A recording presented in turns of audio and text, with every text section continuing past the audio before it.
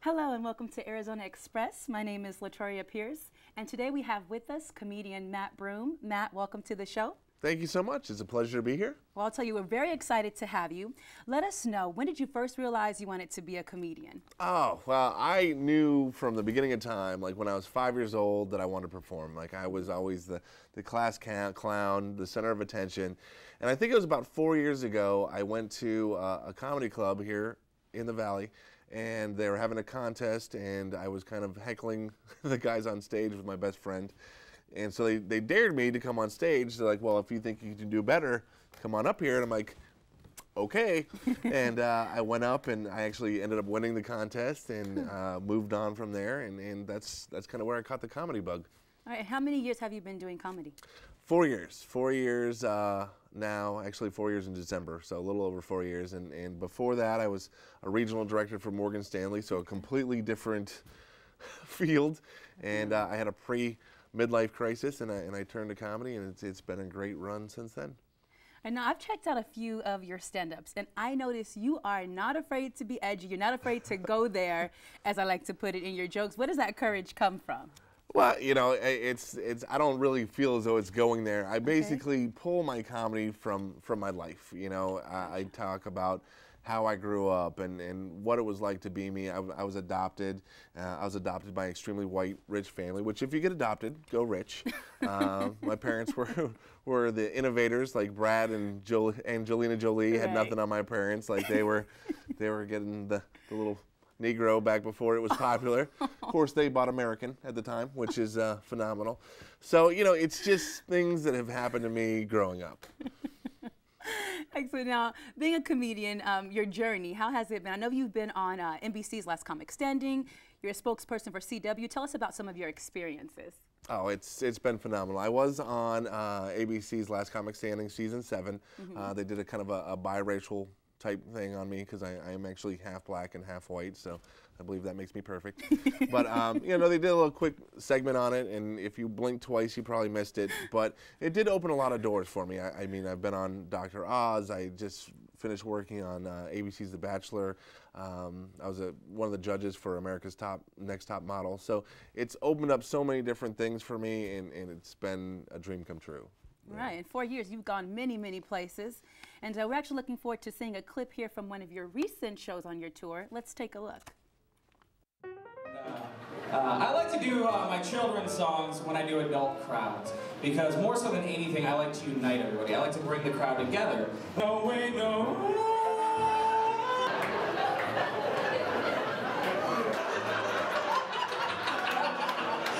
$336 million in the lottery. You guys hear about that? Would you like to win that? I would never go back to a crappy job. I won $336 million. It's crazy. Like, that's my new retirement plan now. The dog comes in to smell your underwear. Not you! Not you! Out! Go! Gross.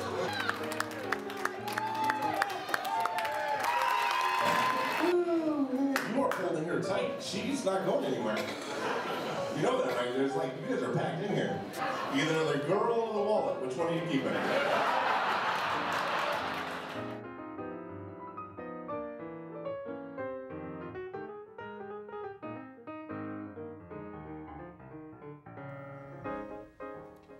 That was a clip from a recent show and comedy tour of Matt Broome and some of his friends.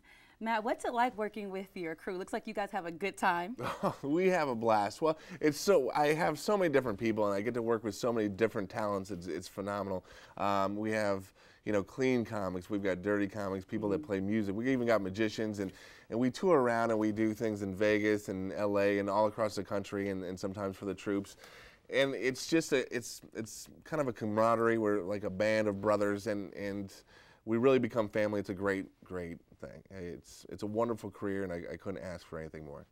Great show, and it looks like you all have a lot of fun. Like I was saying, I saw some people in the audience like banging the table. Let us know, what is one of the most memorable or funniest moments you've had during a show or on the road or during your journey as a comedian? Oh wow, there are so many. I remember 2 years ago was the first time I actually had my first encore, where I was doing a show And I was doing 3 shows that night, so I was at one location, and I had them move me up so I can get to the other shows.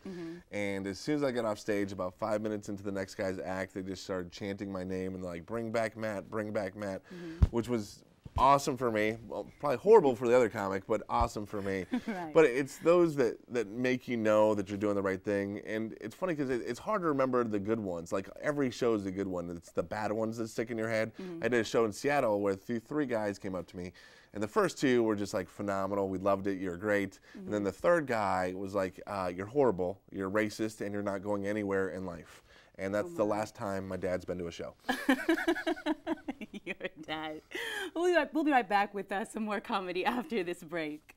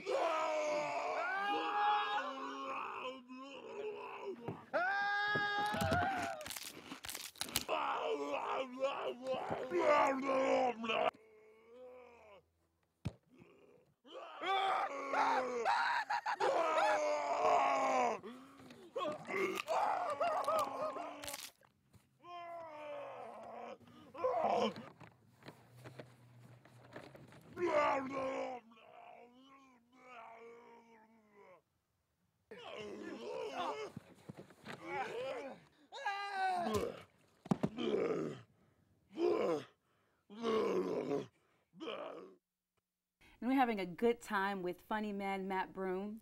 Now, Matt, being a comedian, although it's incredibly entertaining, I have to imagine it's not always easy. I know there's a lot of challenges that come with the territory. Tell us about some of those challenges.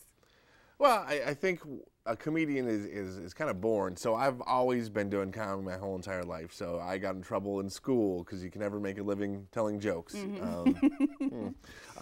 know, I was in the military, and so I didn't know when to keep my mouth shut. And you get really strong in the Marine Corps when you're telling jokes when you're not supposed to. So it is different, and it's challenging for the family, not for yourself as well. Because like I'm on tour, so it's time away from the kids and time away from the loved ones and things like that. So that is the only drawback, if there is one, to comedy.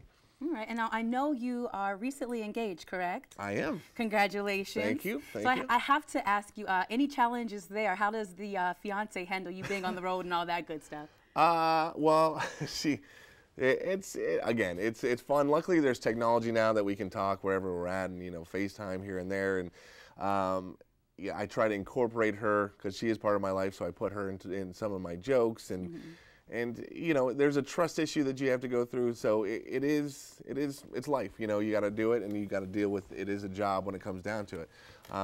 But as long as you communicate and get everything through, everything's perfect. Excellent. Well, it's been a great time with you. I've enjoyed your jokes, and definitely I want to let everyone at home know, where can they find you, find out information about your shows? Oh, absolutely. You can log on to my website. It's mbcomedy.com. You can also check me out on Facebook, befriend me, Matt Broome, or comedian Matt Broome on Facebook. You can check on some funny statuses, all my shows. I post where I'm going to be at, what cities I'll be in, and those things. Excellent. Well, Matt, again, thanks for joining us. Continued success. Thank you. All right, and thank you all at home for joining us. We'll see you next time on Arizona Express.